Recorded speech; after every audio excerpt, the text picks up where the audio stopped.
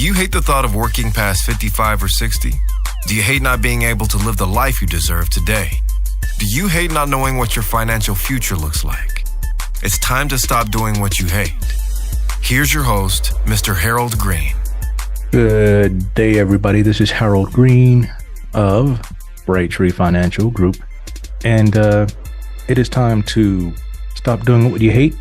I hope you folks are having a fantastic day today. I have a pretty good show lined up for you, something that I believe that's going to help you get to where you really want to be in life.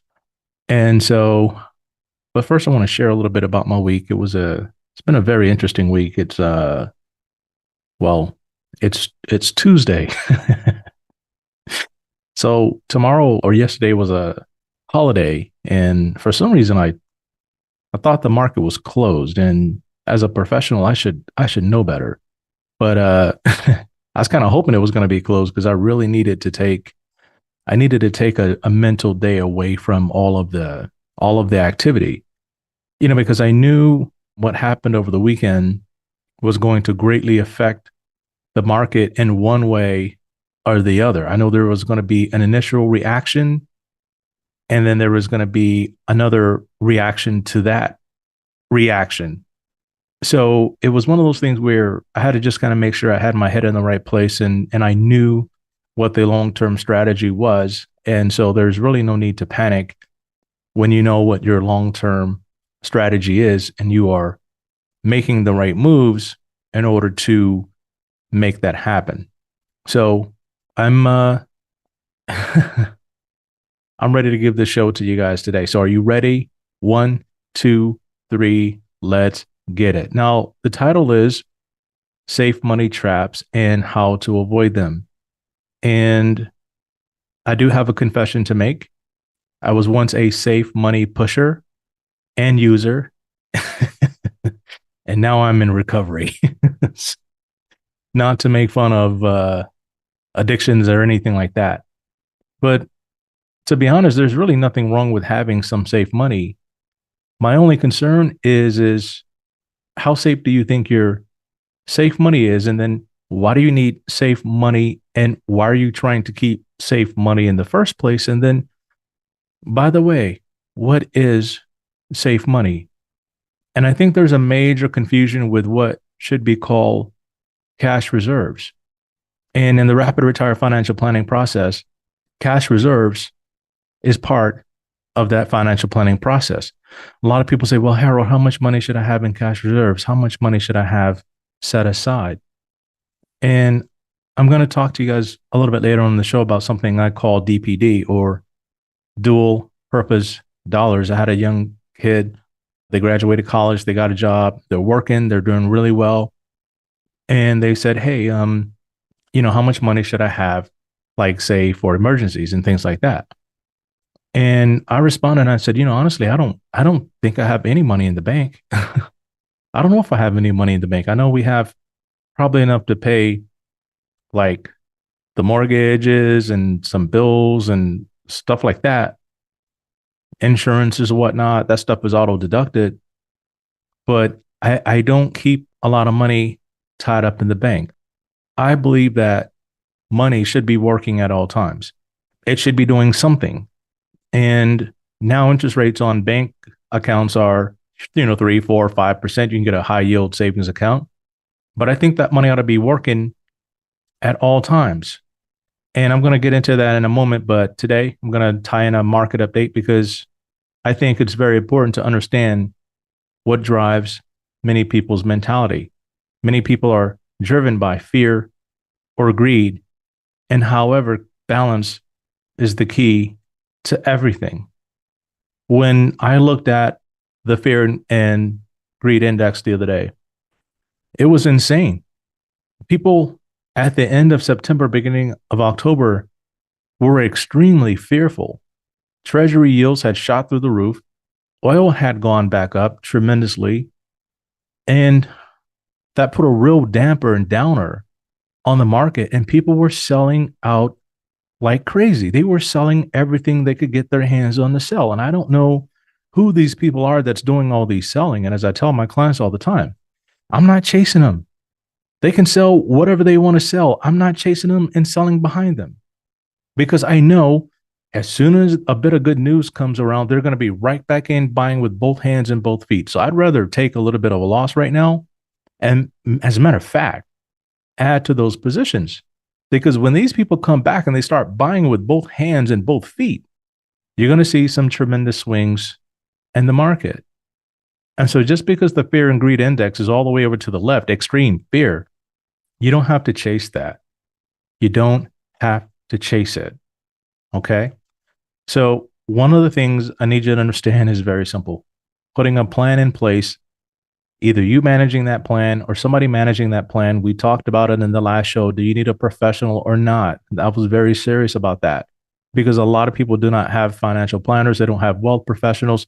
They're trying to do it all themselves. Now, that will work fine until you get like 80 to 90 years old. And then if the Lord blesses you to see that age, I'm not sure your kids want you managing your own money due to the fact that you might screw it all up and lose it. I had an 80-year-old client that came on board and he said, Harold, I'll tell you what, I've been doing this all my life and I think I've done okay. And his son was like, I don't think so, Dad. I don't think so, Dad. You need to find somebody to help you do this.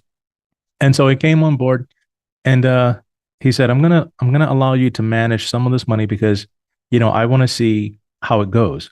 I've never had anybody do this for me. So I'm going to see how it goes. So I talked him through the strategy and started putting things in place. And slowly and surely, we started making progress. He saw the moves because every time I trade, the clients get an alert stating what I sold and what I bought. My clients see everything. So there's no way that they think I'm not doing my job. As an active money manager, I'm constantly making moves. Sometimes they work out great, sometimes not so great, but we're constantly making moves trying to get ahead of where we think this thing is going to go. Now, after a while, he said, you know what? I give up. I'm going to turn it all over to you and allow you to manage it. And so that's great. We talk strategy often. We're on the phone a lot. I keep in touch with him often. He calls me when he has more money to invest. We talk the strategy over and then we put the money to work. It's simple as that. But I think in today's society, balance is sorely lacking and sometimes encouraged, right? Boundaries are often broken, which is leading to some irreparable harms. And I don't want to get too far down the road into that, but I think you all know what I'm talking about without getting into what I'm talking about. So today I want to unpack the reasons why people feel the way they feel when it comes to money and some of the things I've experienced in dealing with people who often get overwhelmed by safe money emotions. What am I talking about? Let's discuss the fear and greed index again and how it ties into safe money fear mongering. This may sound like I'm attacking certain things or certain people, but I'm not. You see, my goal is to purely educate you and to elevate you above the noise. There's a lot of noise out there. So the CNN fear and greed index, where is it right now? And what drove it there? Like I said earlier, extreme fear. Jay Powell came out and he said some stuff in September that I don't know if he said it on purpose or not, but these people are they're driving the markets right now. They can come out and they can say things that would drive the market the wrong way. And people are paying attention to that when they should not be paying attention to that. Okay. Now, if you're a hedge fund managing billions of dollars, yeah, maybe that's your thing. But the average investor should not even be watching the Feds. Like, yeah, watch them, but don't react to them, right? Because Jay Powell came out and he said, well, we want to get inflation back to 2%. We want to get inflation back to 2%. My question is 2% the right number, right? What about getting it to 0%? What about leaving it at 4%? Does anyone know what happens at those levels? No one's really talking about that. That narrative is not out there right now. So he came out and he said the soft landing is really not the base case. He said, whoa, whoa, whoa, whoa. Not the base case? That's what they've been harping on all year, right? We're trying to pull off a soft landing, right? There's a soft landing camp. There's a no landing camp. And there's a hard landing camp. We're going into a recession. We're going to see a recession. You hear all of this stuff. And honestly, It's noise. Because if you don't need this money for the next 10 years, right? Here's the thing. You might want to have some of it parked on the side, maybe 5% parked on the side. And why do you want to do that? Well, because when they come out and they start running their mouth and saying things that they probably should not be saying, right? I'm sure they all mean well, but everybody has different opinions. And that's the hard part about it. You ought to have these people on the same page if they're looking at the same data. How can economists look at the same data and have very different opinions on everything? It's kind of like church, right? You can go to like 5 churches and the pastors are all saying something different.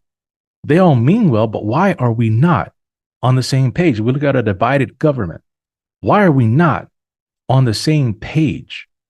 And when you're not on the same page with your financial plan, it makes you susceptible, right? It makes you susceptible to failure.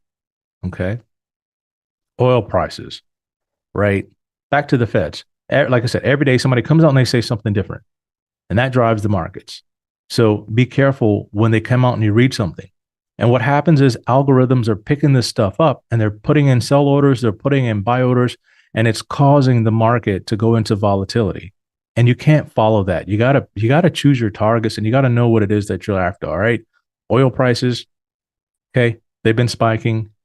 This is a tough one for me because I'm not sure I'm on the right track with this. But when oil goes up, okay, and these countries that are producing the oil, their profits and their revenues are going through the roof. Do we trust these companies that are producing oil to do the right thing with the revenues? And I'm going to leave it right there. We can produce our own oil and drive the price back down to an insane amount so that we squeeze these people out over there. But that's a whole different conversation. I'm not going to get too geopolitical. I just want to show you how that affects your portfolio. Okay. Because now when oil prices go up, everybody's scared that the Fed's going to have to raise rates. And they already came out and said, we can't really control oil, so we're not going to pay attention to it. So there's that. Government fears and shutdowns. That drives the fear and greed index. Can't get on the same page. All these little projects that got going on can't get on the same page. Everybody's giving money to their buddies, driving up the deficit. That's going to cause problems. Treasury yields and spikes. So again, fear that the Fed's going to keep going higher for longer is going to cause the treasury yields to spike. Auto worker strikes, mortgage rate surge. I mean, this has gotten people crazy. Can't even buy a house. Graduated college, got a job, now can't even afford a house, right? Student loan repayments. I think they did a survey and 2/3 of the kids out there said they're not going to start repaying their loans. Market sell off. When that happens, drives the fear and greed index. Billionaire fear mongering. Billionaires coming out and saying crazy things. These people ought to shut up. Don't pay attention to them. They're not managing your money and they're not looking out for your best interest and they're not looking out for your long-term financial plan. When they come out and say interest rates got to go to 7%, wait a minute. If interest rates go to 7% and you're a billionaire saying stuff like that and you own a financial institution, doesn't that benefit you? Of course it does. Deficit spending, US debt downgrades, inflation reports, jobs reports. Now, the crazy thing about these jobs reports is they keep getting revised and revised and revised. We don't know how many jobs were actually created. We don't really know the real number because they keep revising it. But the question is when they revise it, let's say it was real negative. Let's say it was negative for the market, right? It was a bad thing, right? Tons of jobs. Oh, the Fed's got to kill jobs because inflation is going to go higher, right? Market sells off. And then they come out and they revise the report, comes out real quiet about it. Yeah, and jobs report was revised. It wasn't 300,000 jobs. It was like 100,000. But does the market rebound from that? No, because there's other news that's in the cycle that the algorithms are paying attention to. Much of this information is necessary, but what normally happens when it comes out is algorithms, like I said, they create these buy and sell orders. What happens when the information gets revised? Nothing. They don't go back and autocorrect. No, like I said, that data is in the rear view mirror and they're forward looking. Doesn't reverse the damage that they caused looking for alpha, right? Trying to get positive returns in the market. No. So this is going to cause the fear and the greed index to swing quite drastically. And you got to be paying attention to stuff. You got to be paying attention to it because Warren Buffett, I don't always agree with what he says, but one of the things he does say is when there's really extreme fear in the market, that's when you ought to be buying with both hands and both feet. When there's extreme greed in the market, that's when you ought to be repositioning and selling and wait for these people to get overconfident, over cocky, and boom, they're going to get smashed. And then you go back and you buy up the stuff that they sold. I'm telling you, it happens all the time. That's what the way the market goes. So you got to constantly be rotating. So the actual knee-jerk reaction is to follow the noise and become fearful. And once this happened, people began to worry and seek out solutions to that worry. And here's where it leads. Remember I said earlier in the beginning, I used to be a safe money pusher and a safe money user, and now I'm in recovery. Here's what I'm talking about.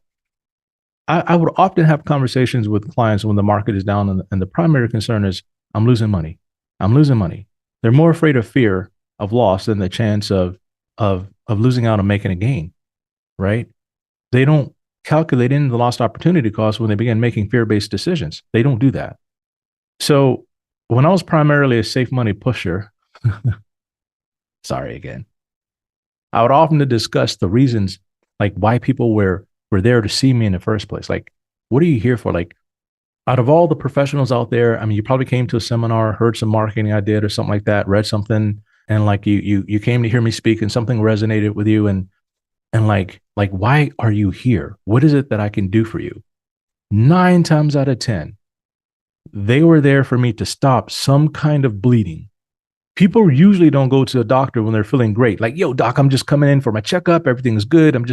No, normally that doesn't happen. Something starts hurting and they'll ignore it. And then it hurts more. They'll ignore it. Next thing you know, they're like, oh my God, I can't stand this pain. We got to do something. And now they're there. What it boiled down to was they were losing money in the stock market and looking for another way to escape the pain. That's all it was. They were there for me to stop the bleeding. They're losing money in the market. You know, they need to pay for their kids' college education and they're afraid they're going to lose everything.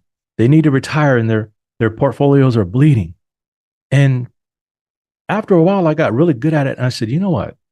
Go back and talk to your guy. I don't want to take anybody away from anybody, but you go back and talk to your guy because you hired them and they have you in this position and you ought to give them a chance to fix it. And you know what I would hear a lot of times is, I don't know if they know how to fix it. I don't know what to say to them because I'm so mad at them right now. I'm like, well, you got to get past that because you're not going to go down the road with me and do me the same way. Go back to them and see if they can fix it. And if they cannot fix it, then give me a call back. Sometimes I would get a call back. Other times I wouldn't. How I would help them is I would literally present a solution that would allow them to fund all their goals and all their dreams in a safe and efficient manner. But it required them to stick with moving large sums of money through like debt instruments, like the line of credit, different other mortgage lines of credit. For a while, it was great because I had alleviated their pain, especially in 2007 and 2008 when the world was crashing and the market was just like going through the floor. I felt like a king helping people sleep better at night, paying for college, vacations, home remodeling projects. It was great because they were not losing money and they're professionals, right? Their professionals did not give them the warm and fuzzy and the comfort level to know that even though you're losing money now, it's going to get better. You just got to wait this out. We can make some moves, but it's going to get better. And nobody was hearing that message because the professionals were scared. They were afraid. So guess what they did? They ran. They hid from their clients. They didn't call them and let them know what was going on. I sent out a market minute twice a month. And one client said, hey, how come every time you give us a market minute, it's bad news. It's like letting us know all the bad stuff. I said, because that's my job. My job is to tell you everything that's going on and what we're doing to fix it and to try to mitigate it. I'm not going to hide from you. I am not afraid to tell my clients the truth because telling the truth, although it hurts, it makes things a whole lot better when the market turns around, right? But then something happened, right? Something happened. Apple went up like 300%. And that fear that they once had, it now turned back into greed. Started talking to friends, family, co-workers, people that had stuck in there, bought in more positions in the market. That fear that they once had that turned into greed, then it turned into anger because they felt like they're missing out. Man, and guess what happened next? They were like, Harold, why are we doing this? Why are we doing this that we're doing right now? Why are we in this safe money mode? Why? Our accounts are barely growing. And so they left. Why? Because I had no solution to that, right? I wasn't in the market at that time. I was not showing them how to diversify. I did not build Rapid Retire at that time. So I just wished them well. And I sat down and I had a serious conversation with my wife about becoming a fiduciary advisor. Because once I knew what I needed to know, that's that's when I built the Rapid Retire financial planning process because it encompasses everything, right? Income generation, cash flow management, cash reserve systems. Like all we do a lot of times is we're constantly moving money around like a bank. I'm not a bank, but we have systems in place where we do things for our clients, like we pay their insurance premiums for them out of their brokerage account, right? We give them money to cover college and all these other things, buying new cars. We pay for these things out of the brokerage account. We also have like life insurance that we bill for them. We also have annuities that we build. So we have a complete financial planning process so that we can switch gears every single time.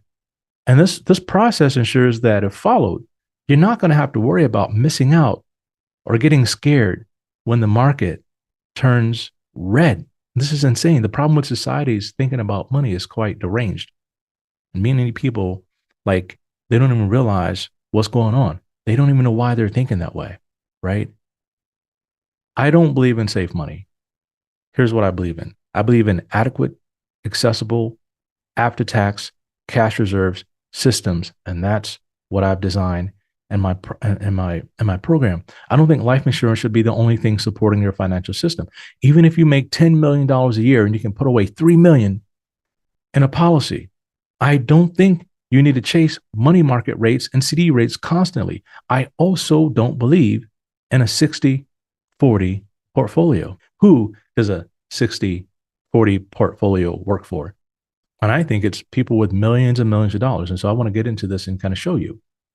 If you have $5 million and you earn 5% on that money, what does it come out to dollar wise annually? I think I did my math right. $250,000 pre tax. You got $1 million and you earn 5% on that money. What does it come out to annually, dollar wise? 5%, $50,000 pre tax. So if you have 1 million and you get only 50K per year to live on, is that enough?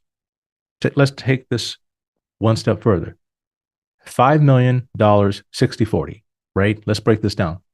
$3 million stocks, 5% returns equals $150,000 pre-tax. $2 million in bonds, 5% yield equals $100,000 pre-tax. Aren't we back to like $250,000, right? But we're in a safer place, right? Because bonds, aren't they safe? Well, if you're after the yield only, I would say, yeah, all day. But what about the value of those bonds? If the yield goes higher, the value of those bonds go lower, right? Now let's look at $1 million 60-40. 600,000 stocks, 5% returns equals 30K. 400,000 in bonds, 5% return equals 20K. $50,000. Is that enough? Here's the difference between the two. People with $3 million invested are usually doing better than 5% returns. And in order for you not to hit portfolio failure, you're going to need more than 5% returns. If you have saved up $1 million, right? My question is how'd you get there? If you did it by investing, it would be safe for me to assume that you're okay with risk. But if you did it by saving, I would assume the opposite. If 60-40 was such a great deal, why is it that only 3% of the people in the United States can retire with enough to live on for the rest of their lives? Why? I'm not going to get into that. That's for another show. Now, what this is going to boil down to is this: you got to understand your risk tolerance, and basically, then you got to start staying in your lane, right? You got to stay in your lane. And what bothers me is when the market is down, people look at me like I'm crazy. Like, why am I losing so much money? My friends are not losing money. Why am I losing money? I don't want to lose money. I don't want to lose money. I want you to time the stock market. I want you to get out when it's up, right? And then get in when it's low, right? That's what people say they want, but it doesn't always happen that way. When the market is up, everybody thinks it's going to keep going up until it doesn't. If the market is going down, right? People think it's going to keep going down until it doesn't. And here's how I handle this for the clients. This is an advanced financial concept, so don't try this at home. All right. It's kind of like you watching those videos and like says, don't try at home kind of thing. So stocks, how we handle stocks is I use what I call the Brinks car concept. Now, back during COVID, this is crazy. I mean, you got in a situation where you couldn't lose. The market was so crazy after people had assessed the initial risk, you couldn't lose. So if somebody came in and said, "Oh, Harold, you know what? I'm at a 30 on the risk scale of 100. I'm a 30, right?" And I'm like, "Okay, we can stay at a 30 or we can look at the Brinks car, figure this part out and see how it works for you." So I said, "Okay, so let's say a Brinks car, it rolls over somehow, it cracks open, it's $30 million in cash, just like all over the street. And the cops roll up and they say, hey, everybody, everybody standing around here right now, you got like 30 seconds to get as much of this cash as you can get. You're not going to be prosecuted. The money's take what you can get. It's all yours and you don't have to return it. If you're standing right there, would you just stand there and watch everybody like go in there with just grabbing whatever they could, right? Or would you jump in yourself and grab some? Everybody said, yeah, I would try to get as much as I can. I said, okay, this is where we're at right now in the market. You got to understand this. All investments do carry risk of loss. There is no such thing as guaranteed. Past performance is no indicator of future results. Do your own due diligence, do your own risk assessment, and understand where it is that you're at. But when I did this with my clients, I showed them, right? If we knew there's a pattern here and we're in a situation where the risk is minimized because we're in a recovery phase, why would we not go a little bit more aggressive here? And then we can just sell what we can sell and get back into a safer position. It only works in moments of time. And it worked really well when we came out of COVID. And some people made a lot of money. Life insurance, that is a safe money program. It's a safe money tool. It's also an estate planning tool. It will help reduce your taxes. And I use the bank on yourself concept to do that. Why? Because I believe in dual purpose dollars. Money can be in the life insurance. We can borrow that money out and treat it as a margin account, invest that money, pay it back depending on your risk tolerance. T-bills, we use those low risk clients or clients who want to just, people who turn fearful or, they just want to part of their money on safe mode until they think the market starts a new trend. And I'm okay with that. It's not my money. It's their money, but this will cost lost opportunity cost and it has to be explained. And I tell them that, all right, you're putting money on safe mode at the wrong time, because you're scared and you're afraid you're going to lose. Okay. This is how much you can potentially lose. As long as you're okay with that, I'm not going to get a phone call saying, Harold, why do we do this? No, we're not going to do that. Okay. Annuity ladders. Annuity ladders are, we staggered annuities, and it's for clients who want supplemental guaranteed income. These are paid for by stock market gains using the Brinks car concept. So when we strike it big on trades, get up to a certain amount. Let's say your base limit is $1 million. Anything over $1 million, we get up to like $1.1 million, $1.2 million, $1.3 million. We chop that off and then put that in an annuity. And we do that. And we keep doing that until we build up enough guaranteed income that's going to last them like 15 to 20 years in retirement. Then we can go back to being aggressive in the portfolios, right? With some of the money or with most of it, because I know we got guaranteed income, right? So we use that.